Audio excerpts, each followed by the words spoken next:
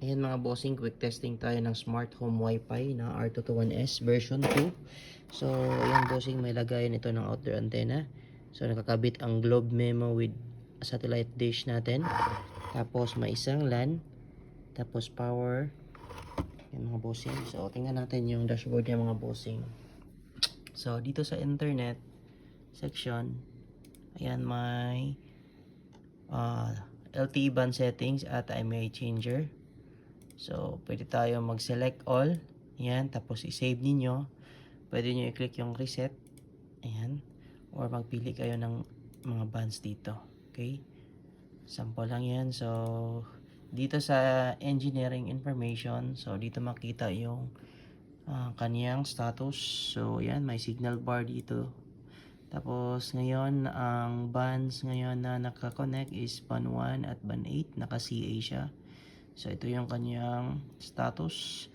Negative 83, dBm, good, excellent ang RSRQ at very good ang SINR. So, yan. Tapos, meron din siyang ano dito, bossing, score. So, nagbigay siya ng 80%. So, stable. Tapos, best band. So, nagsuggest siya ng best band na try 3 and 1. So, yan yung suggestion niya. So, kung ano ka, baguhan ka pa, so, pwede mo itry yung mga suggestion niya na band dito.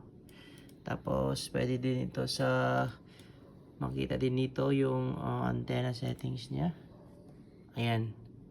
Naka-external, naka-online. So, try natin mag-banlock bossing. So, ngayon, makikita ninyo, naka 1 at 8 yun siya kanina. Okay. So, hindi yan siya mag-trigger pag hindi tayo magagamit ng internet. So, try natin i-speed test sa 1 and 8 kung gaano kalakas siya dito sa Ookla. Okay? Speed test natin kung gaano kalakas si 1 and 8. So, ayan. Ayan lang yung speed test niya. So, hindi yan malakas kasi ang malakas sa area ko ang band 41 na naka-CA. So, tingnan lang natin. Pero malakas yung upload niya. Makita niyo yung upload niya. Malakas. Goods yan sa upload. So, yung malakas sa upload ko is 1 and 3. Yan, goods yan. 328. Yan, goods yan siya.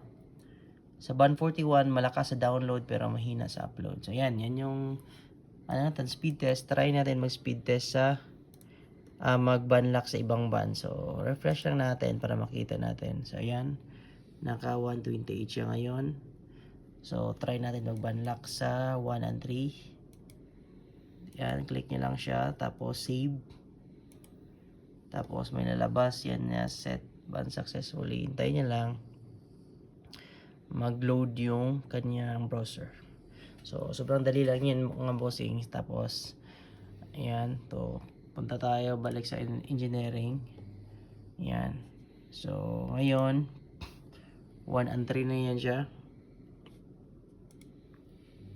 Okay. Speed test natin para mag-trigger yung CA niya. So, kanina, 1 at 8, yan yung speed. Ngayon, try natin 1 and 3. So, hindi pa rin yan siya malakas sa download. Kasi yung malakas na download dito is band 41. So, pero, ito yung suggestion niya, 1 and 3. Yan, kasi malakas to sa upload. Okay. Yan, malakas. Tingnan natin yung ano niya. I-refresh nyo lang. Yan, naka 1 and 3 na yun siya. Okay. So, pagkatapos dyan, yan. So, ngayon, mag-band 41 tayo para mas lalakas pa yung download speed niya. Okay. Band 41 tayo. So, yan. 1 and 3 na yan siya. Try tayo band 41. So, isang band lang. Tapos, save. Ayan. Okay natin dito sa taas. So, ganun din sa cellphone. Ayan. So, click natin tong engineering option. Information. Ayan. Naka 41 na siya. Diba? Sobrang dali lang siya. Band 41 na siya. Naka CA na siya. So, refresh lang natin. Yan, naka-excellent. Yung score na binigay niya dito is 87. So, yan. Try natin speed test kung malakas ba to. Okay. Yan. Open natin yung YouTube para maglo-load yung kanyang browser. Okay, so yan. Speed test natin. Kung gaano kalakas si Band 41. Yan, ang baba ng ping niya. Diba?